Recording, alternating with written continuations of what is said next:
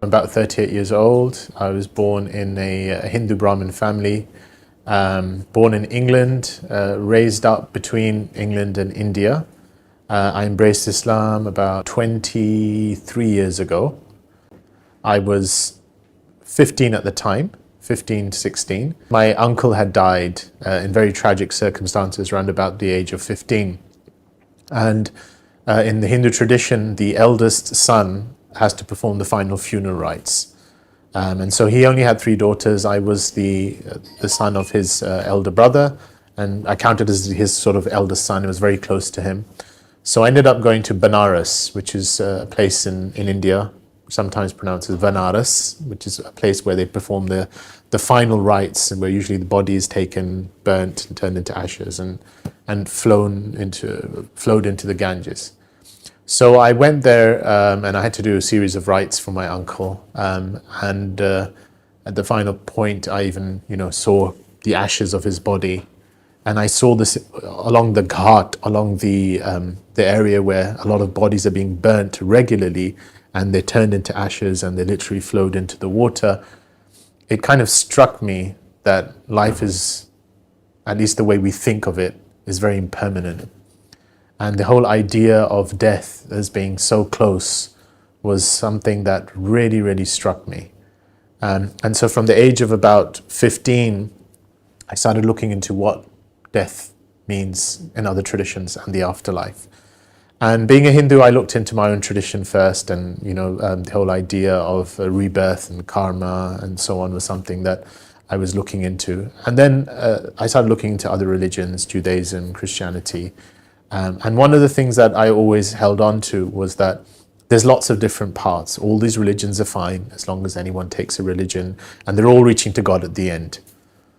Until I came across Islam, and Islam was probably the last possible religion I would have been looking at, partly because in those days, now it's probably 10 times worse, but in those days, they had a bit of bad publicity, and I remember reading a couple of Reader's Digest articles, which was the book that often used to have a few things about real life events, and they'd have these real life stories, and they'd often have a bad story of somebody being forced to wear the hijab, or anyway, cut a long story short.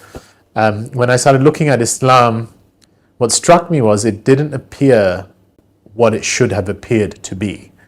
So it wasn't an Arabian religion 14 centuries ago, one of many other religions. So there's Hinduism, that wonderful combination of different faiths, and from the Indian subcontinent, different ways of thinking, because the term Hindu itself is kind of a catch term for lots of different ways of looking at things within the Indian subcontinent.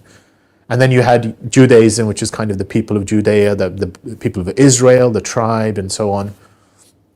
And Christianity generally centering on the person of Christ and what happened, and the idea of his redemptive sacrifice.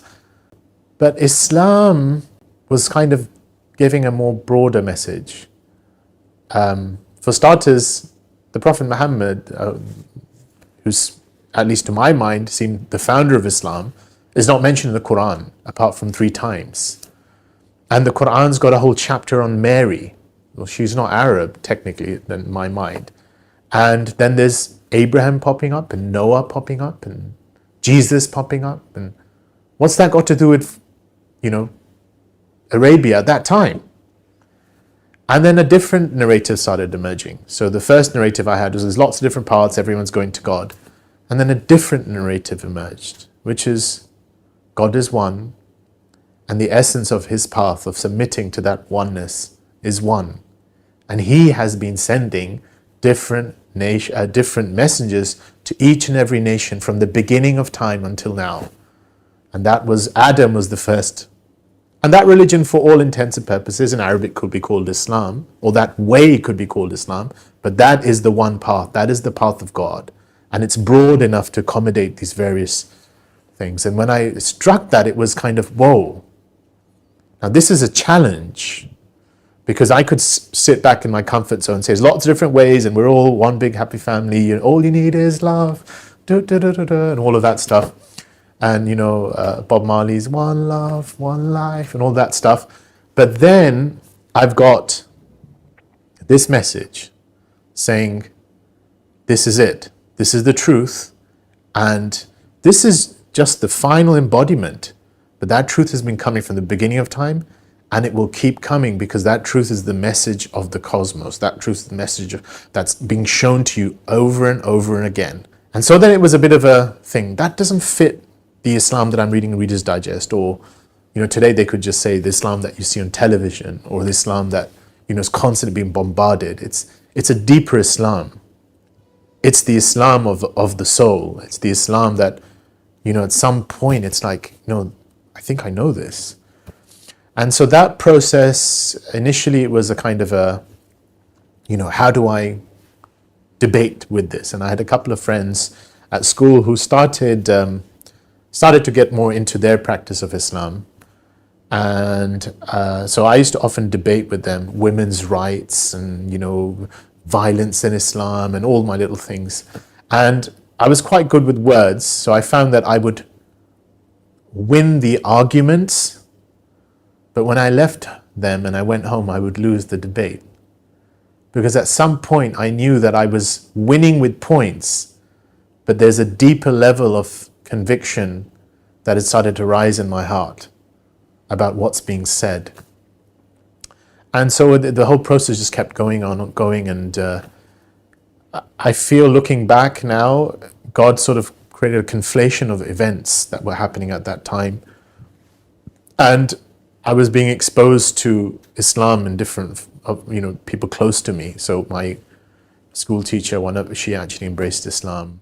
And it was just, my life changed after that. But, later on I heard that, there's that whomsoever Allah wills to guide, that he yashrah, he gives them expansion, he expands his chest lil Islam, he expands his chest for God. And sometimes there's a term, I think it's called yuqallib, to literally turn a person. And that was my sensation. I literally felt I was turned and I was span, and it was like this sense of expansion. So, yeah. And then what was really interesting is the next day when I told people I wanted to become Muslim, and I said what I did, the way you become Muslim, it was just a coming home. It's like, oh, this is me. This is a part of me. This is what I've always known somehow, somewhere I should be doing. Well, during that 7-month period, I think the first part of it was sort of just opening up to, because it wasn't conscious. I don't think, looking back, I could say that I was, deliberately thinking about something. It was just subconsciously, or at that time, I was realizing that I'm starting to believe. And then I think the biggest reason why there was a delay, which in hindsight I think was partly because I just didn't think it was possible. I didn't think someone born in a Hindu Brahmin family could actually become Muslim. It didn't seem possible to me. It was not something I could have entertained, because I didn't actually, I don't think I knew of any converts from Hinduism. So I couldn't imagine someone from Hinduism could become Muslim, and at least not in the background that I had. So it was a very relaxed, not very strong, Hindu type, but as is common to many, at least that kind of Hindu upper class Brahmin sort of environment, it's sort of like a very relaxed identity, shrouded on, like festivals and, just tight-knit family, very close, well off, not many problems. And then, why would you do that? Why would I convert? It was not something, it never came to me. And then even as the faith was emerging, it was sort of like, yeah, but it's kind of like growing as a seed. It sprouted. And when it was, I believe this. Now, what does that entail? And when that thing happened, then it was always like, this is a bridge. And can I ever cross it? Can I ever actually take that step? I mean, what would my family say? What would anyone say? And then I think what finally pushed it over was that, God actually created an environment around me where I saw other people convert. And someone who I really looked up to, who had converted a year or two before, and his life had literally changed. I was walking with him, and he literally looked at me and he said, you don't know how long you're going to live. You don't know how much time you've got. And he said, don't you want to live your life, or at least say what it is that you believe in to yourself? there were a lot of challenges that came afterwards that, had I sat and thought about it, probably would have prolonged it a lot more than 7 months. But the fact that I took that step, from that point onwards, I found there is no way that God's support does not come. God's support in the most amazing ways. I think for a lot of converts, the real proof becomes their post-conversion stories, especially when there's so much family pressure against them. You think there's no way, just when you think it's all, I've got no way out, there's some, support coming the most amazing ways. Post-conversion in the beginning, I mean, my family obviously had a hard time with it. I was 16-year-old. They could not understand why I would do something like that, and it took them a while to actually think there was a genuineness involved and there wasn't a lady somewhere or some kind of drug, fueled project behind my reason for becoming Muslim.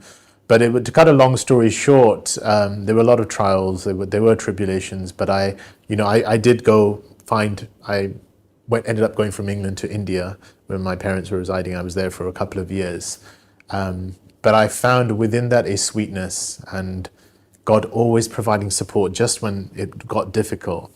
And then through time, and I think this is something, if I had the chance to give advice to myself looking back and also to someone in that situation, was to take things easy, to try and embody things through their character and the core of Islam, and not feel that they always need to get their point across. Because I did feel very strongly that I really wanted to convey what it was that I knew, without realizing that sometimes your actions and your state speaks louder than your words. And so there was that kind of initial tussle.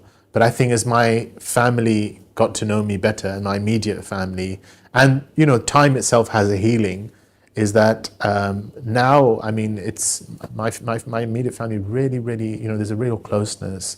When I go there, when I visit my parents, everything is a norm. It's a norm for me to pray there. It's my identities. I know my mother, refers to me sometimes by a Muslim name.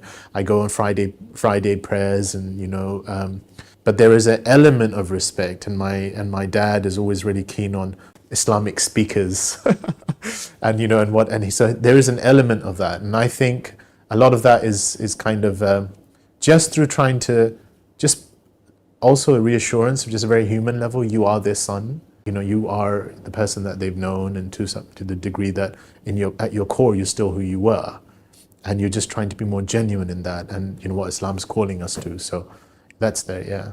But there are challenges, there are social challenges, and I think the biggest thing is that each of us will probably be challenged in some way to live up. That's part of life, but there is always support of God in those challenges. Islam, I wouldn't say changed me, but is continually calling me to change and is changing me, because Islam is truth. And I think looking back at the age of 16 when I did decide to become Muslim, was that the first thing was it was just liberating to know that there is a truth out there, that there is a point to life. It was so liberating, and I think most of the converts I've spoken to always say that those first few months are just exhilarating, because it's sort of like, oh, how come no one else knows about this? This is like a treasure, right? But then, as time goes on, it's like the challenge to live up to our lives and that greatest truth. And this is the part of faith, right? Being called to what is your greatest truth? What do you really ascribe to? But just having that guidance, just knowing that there is guidance, just knowing that there is a point, knowing was really, really, really peaceful. And I remember it was so overpowering, and it was so comforting that somewhat in my naivety as a 16-year-old, it was like, wow, it should be easy. I just tell everyone and they'll see it exactly the way I do, especially the family. And it wasn't the case, because, a lot of these things are not in our own hands. I asked you to ask yourself, what's the deepest form of acceptance? The deepest form of acceptance is the acceptance of the truth you know from your core. And that's what embracing Islam is. It's about being true to the core of what's asking for us to be accepted. Once you accept that, you'll find God comes in your life and makes things easier, and everything you thought that was impossible or otherwise something to be worried about will become possible, and you'll find a way out. That's my hope. Thanks.